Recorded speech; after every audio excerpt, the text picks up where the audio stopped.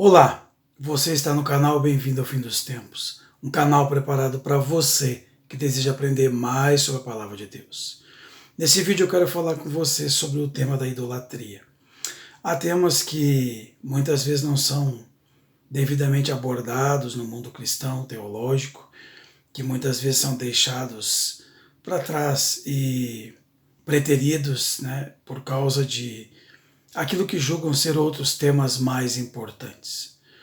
Mas tudo aquilo que está na palavra de Deus, tudo aquilo que está ali escrito, está ali revelado, como sempre dizemos, para o nosso conhecimento, para o nosso aprendizado, para o nosso ensino, conforme diz o apóstolo Paulo, com relação à palavra de Deus.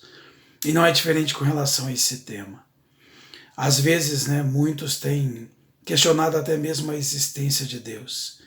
E por isso mesmo, para muitos, talvez não haja sentido em falar sobre esse tema, sobre religião, sobre fé, sobre adoração a Deus, sobre idolatria, sobre todas essas coisas que envolvem então a adoração a Deus. Mas embora muitos neguem a existência de Deus, é fato que parece ser algo inerente do ser humano, a necessidade de adoração, de reverenciar algo, de admirar algo, de prestar culto, atenção a algo, seja um objeto, seja uma pessoa, seja alguma coisa, mas parece que o homem tem uma tendência natural a isso. E aí vem a pergunta, de onde surgiu isso? De onde surge essa tendência natural, essa disposição do ser humano em, de alguma forma, prestar ali atenção, reverência a algo, a alguma coisa, a alguém.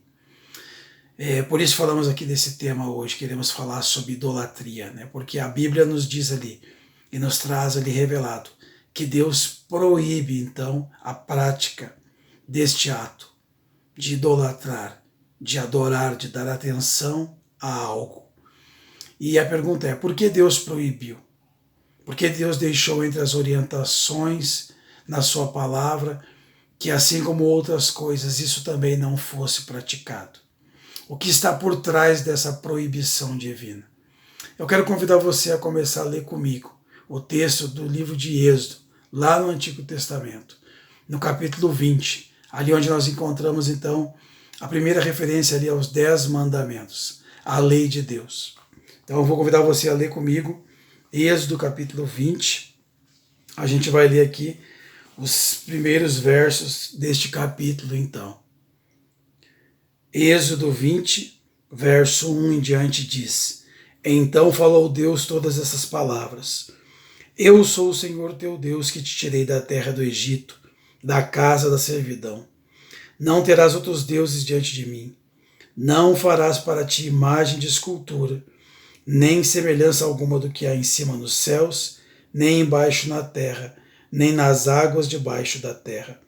Não as adorarás, nem lhes darás culto, porque eu sou o Senhor teu Deus, Deus zeloso que visita a iniquidade dos pais nos filhos, até a terceira e quarta geração daqueles que me aborrecem, e faço misericórdia até 1000 gerações daqueles que me amam e guardam os meus mandamentos.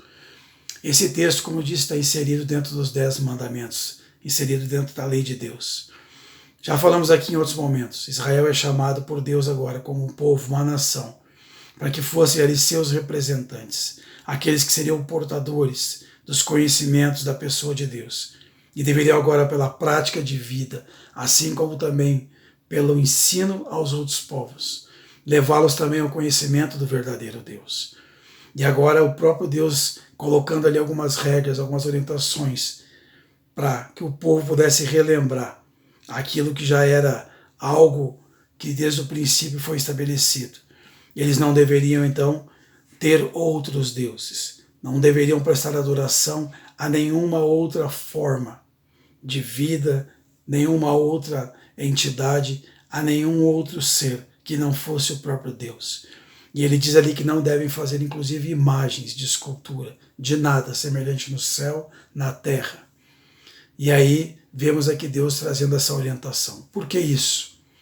Quando nós vamos para a palavra de Deus, nós vamos encontrar ali muitos relatos posteriores depois, do próprio povo de Israel, e não muito depois disso até, da entrega da lei.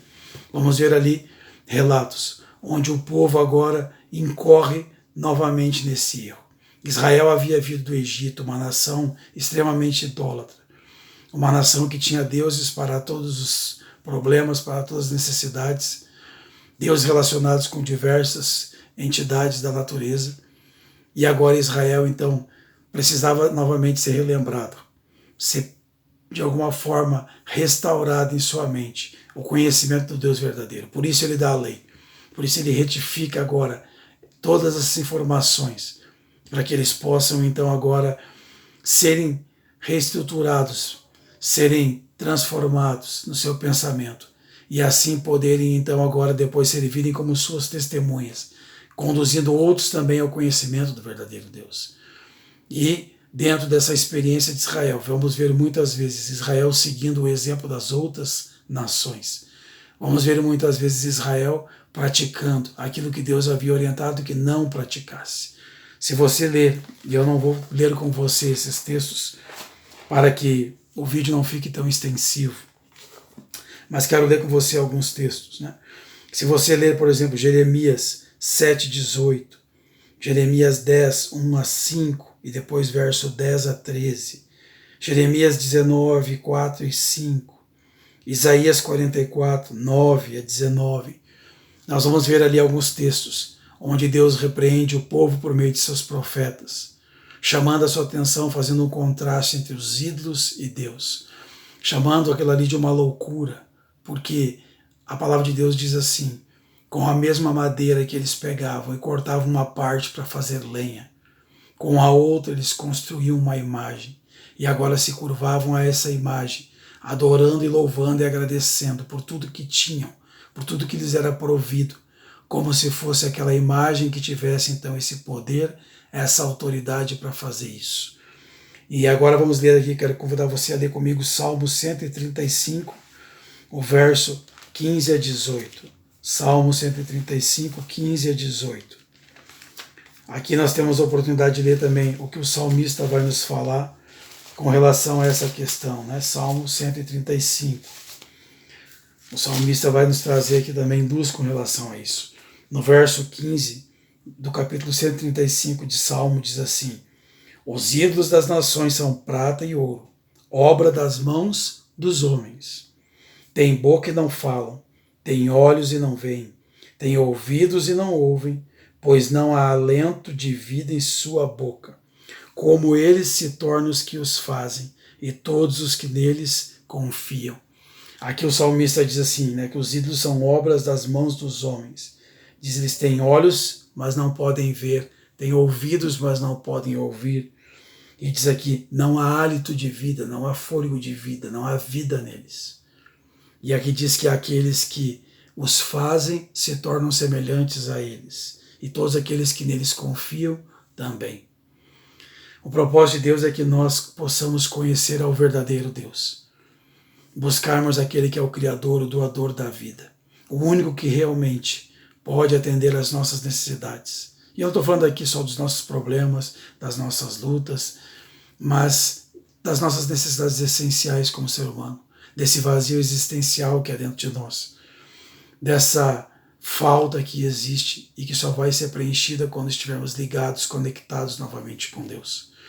Por isso Deus ele proibiu essa prática, por isso Deus ele orientou, porque por trás dela não havia apenas, né, a questão de que estivessem ali agora se curvando a objetos que não eram então Deus, ou seres apenas inanimados ali que não podiam atender às necessidades deles, mas porque isso envolve também a adoração, conexão com Deus. O livro do Apocalipse nos fala disso, nos diz que no final haverá um grande conflito, e esse grande conflito que vai acontecer, ele vai se travar dentro dessa questão da adoração. Um lado, Satanás buscando ser adorado, do outro, Deus pedindo, clamando, recorrendo aos seres humanos para que se voltem àquilo que é a verdade e, por consequência, que deem a ele aquilo que lhe é devido. Porque A Deus é devido toda adoração, como Criador, como Senhor de tudo. O problema é que a idolatria, como disse aqui o salmista, ela traz consequências. Quando a gente lê Romanos capítulo 1, quero ler com você também aqui alguns versos, Paulo fala sobre isso. E ele diz assim, né, a partir do verso 19 de Romanos 1, porquanto o que de Deus se pode conhecer é manifesto entre eles, porque Deus lhes manifestou.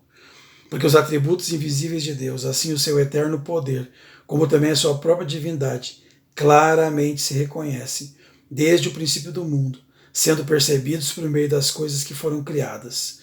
Tais homens são por isso indesculpáveis, porquanto, tendo conhecimento de Deus, não o glorificaram como Deus, nem lhe deram graças, antes se tornaram nulos em seus próprios raciocínios, obscurecendo-lhes o coração insensato. Inculcando-se por sábios, tornaram-se loucos e mudaram a glória do Deus incorruptível em semelhança da imagem de homem corruptível, bem como de aves, quadrúpedes e répteis. E aqui depois o verso 25 diz, pois eles mudaram a verdade de Deus em mentira, adorando e servindo a criatura em lugar do Criador, o qual é bendito eternamente. Amém. Verso 28, e por haverem desprezado o conhecimento de Deus, o próprio Deus os entregou a uma disposição mental reprovável para praticarem coisas inconvenientes, cheias de toda injustiça, malícia, avareza, maldade, possuídos de inveja, homicídio, contenda, dolo, malignidade, sendo difamadores, caluniadores, aborrecidos de Deus, insolentes, soberbos, presunçosos, inventores de males, desobedientes aos pais, insensatos, pérfidos, sem afeição natural e sem misericórdia. Ora, conhecendo eles a sentença de Deus, de que são passíveis de morte os que tais coisas praticam, não somente as fazem, mas também aprovam os que assim procedem. Paulo aqui fala da consequência de quando os homens se buscando, pensando serem sábios, se tornam tolos, porque agora se tornam nulos em seus próprios raciocínios, ao adorar a criatura e não a Deus. É verdade que talvez hoje muitos já não adorem mais imagens e ídolos, mas a pergunta é, o que tem roubado a sua atenção? O que tem sido para você um ídolo moderno? Para muitos, quem sabe, é o futebol. Para muitos, quem sabe, são as séries de televisão, as séries da internet. Para muitos, quem sabe, é uma novela. Para muitos, quem sabe, é o trabalho. Para cada um de nós, o inimigo vai ter ali uma armadilha. Algo que ele vai fazer com que tornemos algo importante e que faça com que se torne um foco para nós, para que nós não coloquemos a Deus em primeiro lugar, para que a nossa atenção e a nossa adoração não se dirijam àquele que realmente é aquele que é o merecedor de tudo. Em outro vídeo eu falei sobre essa questão da prosperidade, o problema do mundo, quando as pessoas anseiam demais alcançar as coisas aqui e perdem o foco naquilo que é eterno. Breve Jesus vem e vem buscar aqueles que estiverem preparados. O final diz que tudo vai se tocar, vai acontecer, vai se centralizar na questão da adoração. Aqueles que vão estar adorando a Deus ou a besta. Não quero entrar nesse tema agora também. Mas o livro do Apocalipse fala sobre isso e fala da necessidade de nos voltarmos a Deus. Apocalipse 14, versos 6 e 7 diz lá, temei a Deus e dai-lhe glória, porque é chegada a hora do seu juízo. E adorai aquele que fez os céus, a terra, o mar e as fontes das águas. Então precisamos entender por que Deus proibiu a idolatria. Porque ela traz uma cegueira. Porque ela afasta o homem da verdade, de que Deus é o Criador. Porque leva o homem a buscar nas coisas a resposta que ele só vai encontrar em Deus. Porque também a palavra de Deus revela que por trás disso há uma rebelião. Há um ser que, expulso do céu, caído agora, vem à terra e promove então sua rebelião contra Deus. E Satanás, ele trabalha na neutralidade. Para ele não importa se você não está adorando a Deus, desde que você não adore a Deus, para ele não importa também se você não está diretamente adorando a ele. Até porque ele sabe que, de qualquer forma, alguma coisa vai estar roubando a sua atenção. E isso de alguma forma vai ser um ídolo para você. E de alguma forma vai te afastar de Deus.